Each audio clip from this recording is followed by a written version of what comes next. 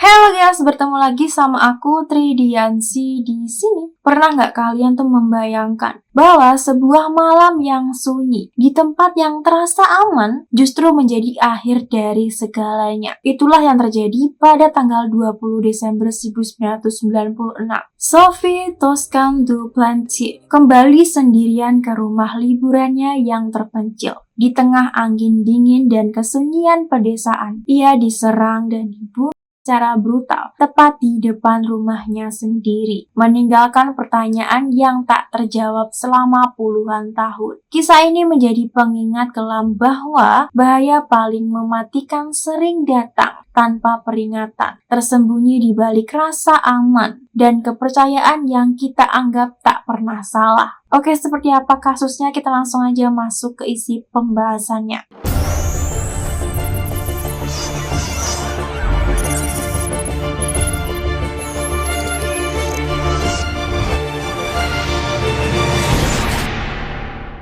Pada hari Jumat, tanggal 20 Desember 1996, Sophie, seorang produser televisi dan pembuat film dokumenter asal Prancis, berusia 36 tahun, tiba di rumah liburannya di Tourmont, sebuah kawasan pedesaan terpencil yang terletak di desa School West Corks, Irlandia. Pondok batu satu lantai miliknya berdiri menyendiri di ujung jalan sempit, dikelilingi ladang terbuka, pagar batu, dan semak belukar, jauh dari rumah penduduk lain, serta tanpa penerangan jalan. Tempat itu dikenal tenang namun sepi, terutama pada musim dingin ketika sebagian besar rumah liburan ditinggalkan pemiliknya. Kedatangan Sophie ke Irlandia merupakan bagian dari rutinitasnya setiap tahun untuk menghabiskan waktu liburan Natal, mencari ketenangan sekaligus ruang pribadi untuk membaca dan menulis. Dalam beberapa hari sebelum kembali ke pondoknya,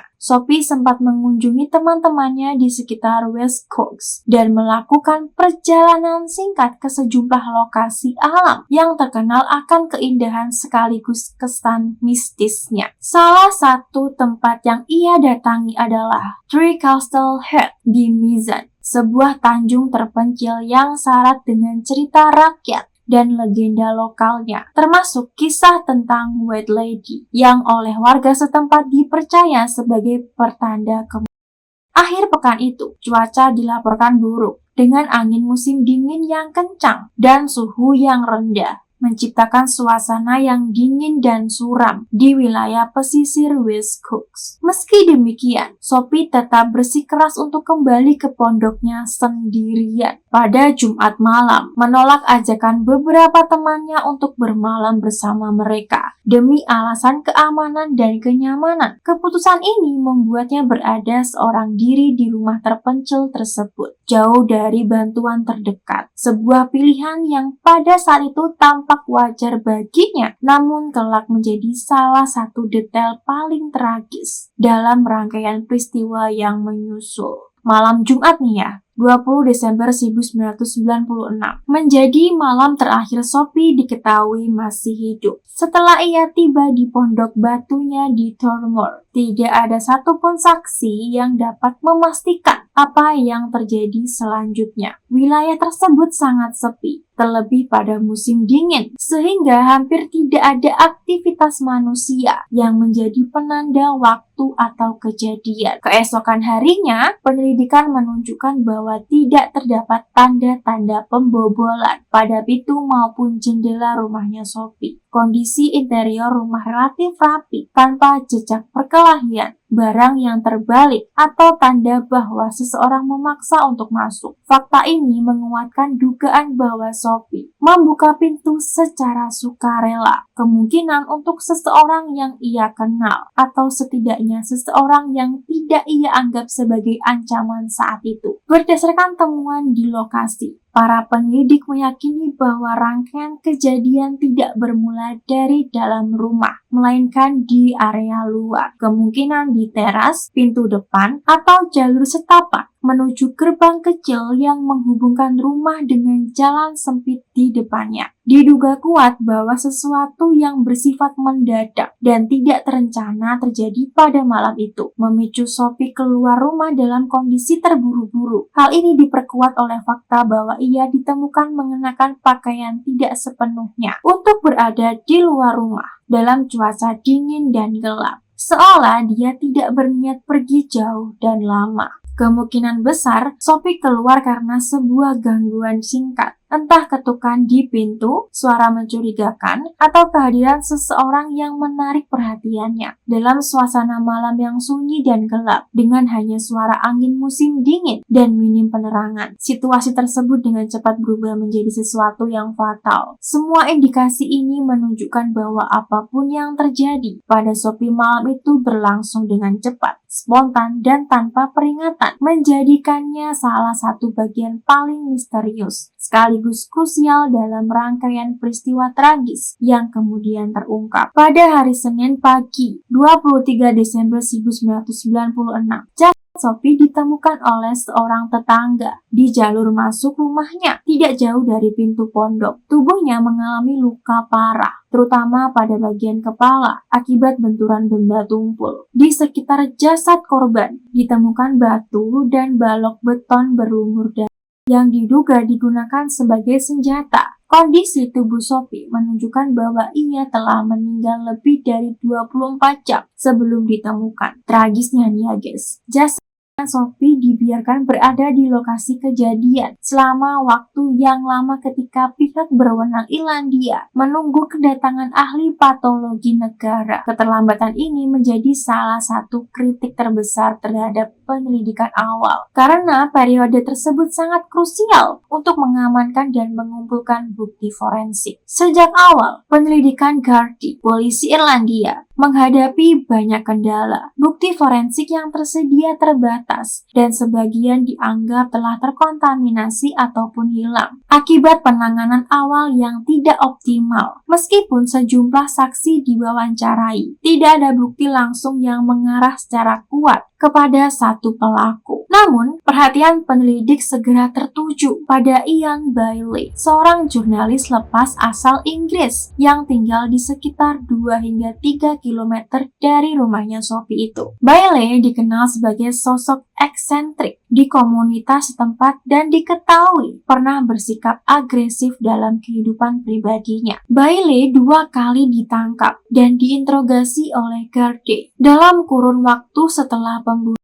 Tetapi ia selalu dibebaskan tanpa dakwaan. Pihak kepolisian Irlandia menyatakan bahwa bukti yang ada bersifat tidak langsung dan tidak cukup kuat untuk dibawa ke pengadilan pidana. Seiring waktu nih ya guys, kasus ini berkembang menjadi salah satu pembunuhan paling terkenal dan kontroversial dalam sejarah kriminal Irlandia. Publik terbelah antara mereka yang yakin akan kesalahan Bailey dan mereka yang menilai penyelidikan polisi cacat sejak awal. Bertahun-tahun kemudian, perhatian terhadap kasus ini kembali meningkat melalui liputan media, buku, podcast, dan film dokumenter, termasuk produksi dari Sky, Netflix, dan Audible. Narasi tentang Sophie tidak hanya dipandang sebagai korban kejahatan, tetapi juga dipandang sebagai sosok yang menjadi bagian dari tanah West Coast, sebagaimana dirasakan oleh banyak warga setempat dan kerabatnya. Barang-barang pribadi Sophie, seperti mantel yang masih tergantung di rumahnya, menjadi simbol kehadiran yang seolah tak pernah benar-benar menghilang. Pada bulan Mei 2019,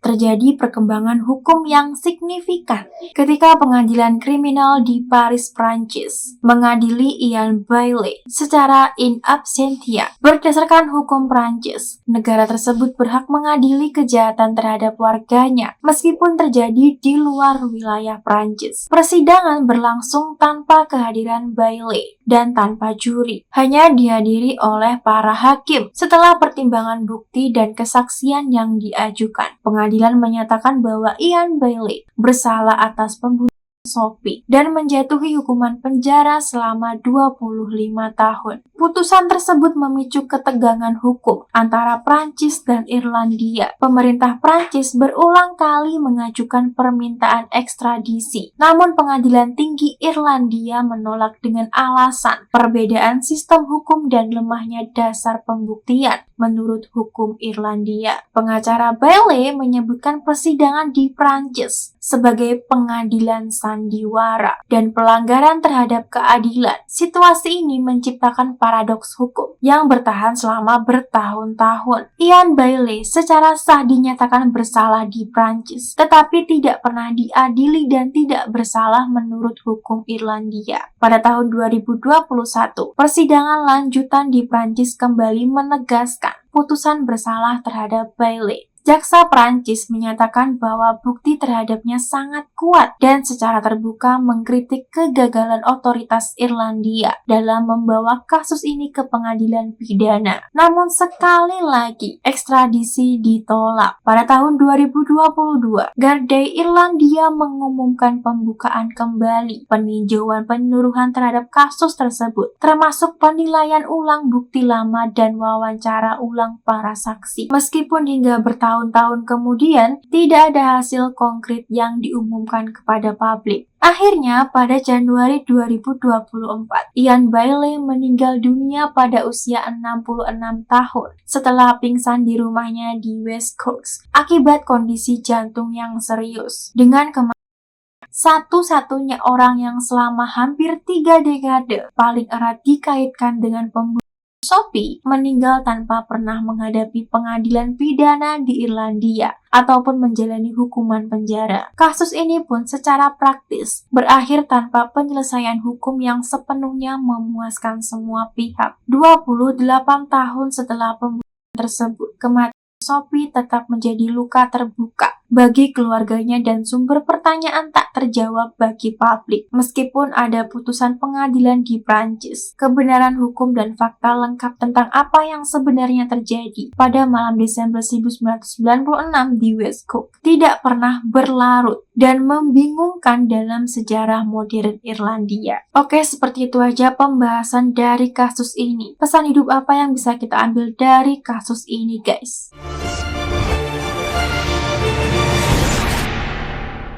Dari kisah Sophie, kita belajar bahwa kejahatan tidak selalu hadir dalam wujud yang kasar. Ia kerap tumbuh di ruang-ruang sunyi, di antara kesalahpahaman kecil, penyangkalan kolektif, dan rasa enggan untuk mempercayai bahwa sesuatu yang buruk benar-benar mungkin terjadi. Sophie tinggal di tempat yang indah, namun terpencil, dikelilingi alam yang menenangkan. Di sanalah kerentanan berlipat ganda ketika jarak, kesunyian, dan keterasingan menjadi sekutu bagi kekerasan.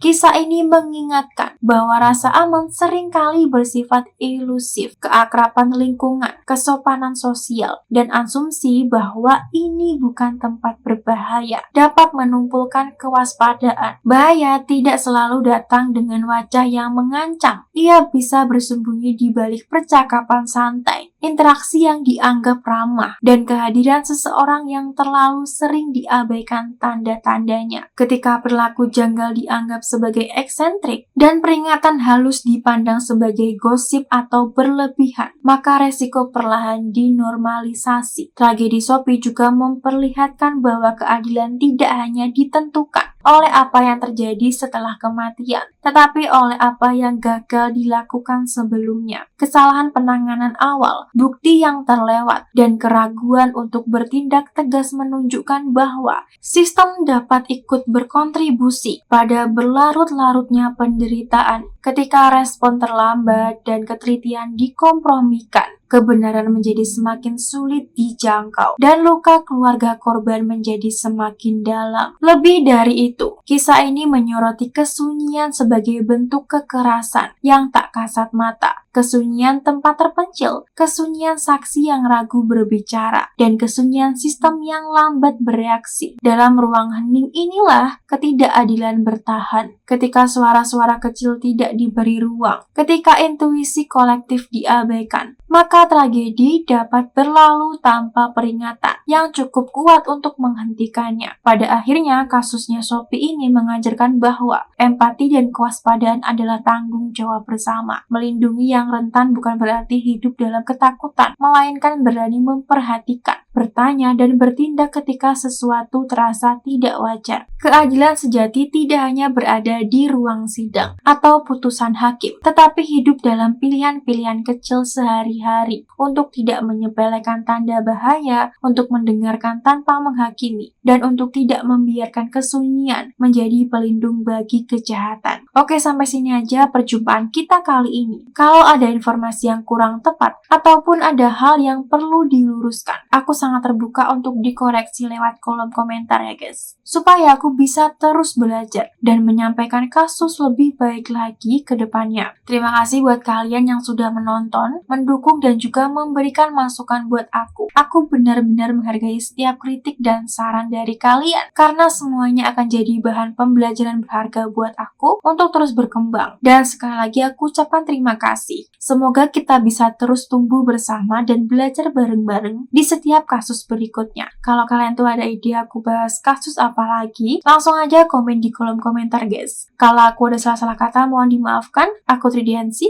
Bye-bye.